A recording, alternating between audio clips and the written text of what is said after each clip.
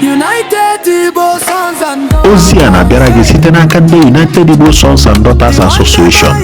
Tinye aka ka anyị mezie ala Igbo ka ọ dị mma dịka o kwesịrị. Jikọta obi ka anyị gbapụta mgbe lọ na mba ọzọ anyị si otu mgbọrọgwụ asụsụ enika bụ akwa akụkọ anyị ebe niile anyị gara anyị chere ibe anyị n'obi anyị amagịla azụ mgbanwe ka anyị chọta. United Igbo Sons and Daughters na-akpọ ka anyị kwado ọganihu ụmụ Igbo.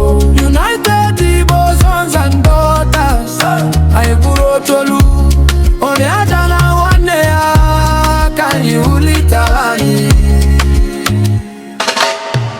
Zute n'ahịa n'ụlọ akwụkwọ n'ọrụ nwata ka ga-abụ eze ọ bụrụ na anyị kụzi ya mma.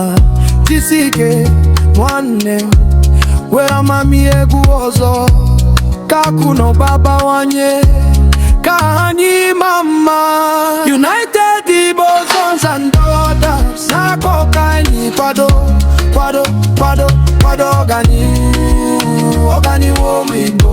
United Igbo Sons and Daughters ka anyị bụrụ otolu onye aja na nwanne ya ka anyị wulitara anyị.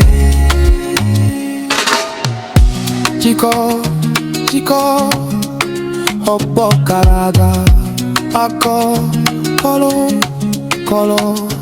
kọrọ akụkọ anyị olileanya anyị nwere ike ime ya ma ọ bụrụ na anyị guzoro ọnụ n'abalị na ehihie Igbo ga-ebu ụzọ.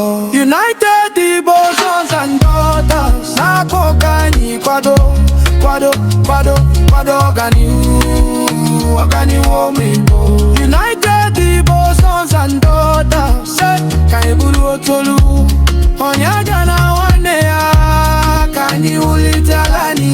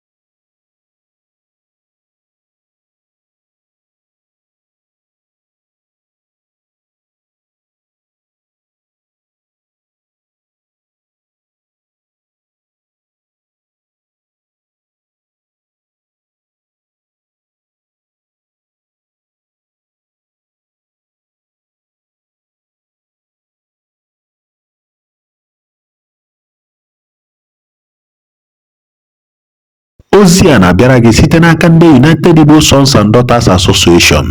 Tinye aka ka anyị mezie ala Igbo ka ọ dị mma dịka o kwesịrị.